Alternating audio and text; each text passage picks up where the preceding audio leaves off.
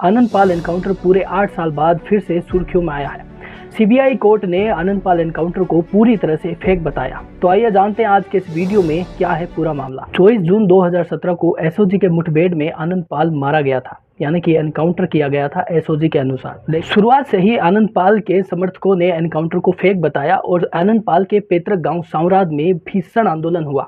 आनंदपाल के समर्थकों और उनके परिवारजनों द्वारा आनंदपाल के एनकाउंटर को पूरी तरह से फेक बताते आ रहे थे। आंदोलन को लेकर के जो मुख्य मुद्दा था वो भी सीबीआई जांच का ही था। तत्कालीन वसुंधरा सरकार ने आनंदपाल एनकाउंटर मामले को सीबीआई के हाथों में सौंपा। सीबीआई ने इस केस को अपने अंडर लिया। वापस आनंदपाल के एनकाउंटर को वही उसी जगह चूरू के मालासर में उसी मकान में जाकर एनकाउंटर को पूरी तरह से रिक्रिएट किया गया था।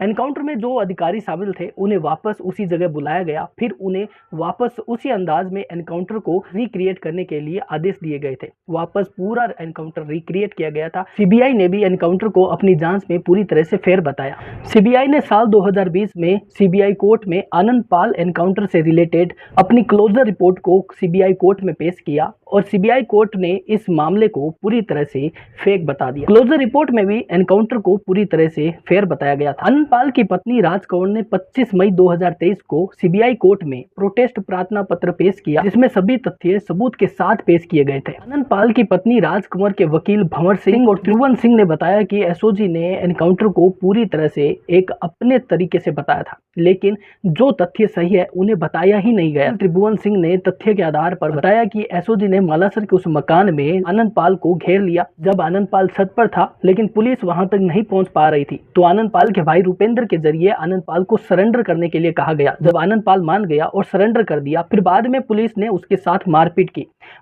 की गई थी। और ये भी पोस्टमार्टम में जब रिपोर्ट आई तो आनंदपाल के शरीर पर 22 चोटें होना पाया गया था। ये कोर्ट में बखूबी तथ्य के साथ पेश किया गया था। इसके बाद कुचामन के तत्कालीन सीओ विद्याधर, विद्याप्रकाश, सूर्यवीर और कैलासन द्वारा आनंदपाल के सीने में 11 से 12 गोलियां दागी गई थी और फिर बाद में आनंदपाल की इस दौरान आनंदपाल की मौत हो गई। ये सभी तथ्य आनंदपाल की पत्नी राज कंवर ने प्रोटेस्ट प्रार्थना पत्र में बताए थे और इसी के आधार पर बुधवार को सीबीआई कोर्ट ने भी आनंदपाल के इस एनकाउंटर को बुधवार को फेक बताया। सीबीआई कोर्ट ने भी ये माना था कि आनंदपाल को जो गोलियां दागी गई थी वो तकरीबन 5 फुट के भीतर ही मारी गई थी और इसी के आधार पर सीबीआई कोर्ट ने इस एनकाउंटर को फेक बताया और जो भी अधिकारी इस एनकाउंटर में शामिल थे उन सभी पर हत्या का मामला अब चलेगा। एनकाउंटर के दौरान कमांडो सोहन सिंह को गोली लगी थी, वो भी सीबीआई ने सीएफएसएल जांच करवाई थी। सीएफएसएल जांच के दौरान जो गोली कमांडो सोहन सिंह को लगी थी वो आनंदपाल के वेपन से ही निकली थी। कमांडो सोहन सिंह का इलाज तकरीबन दिल्ली में 6 माह तक चला। इंटरनल इंजरी होने के कारण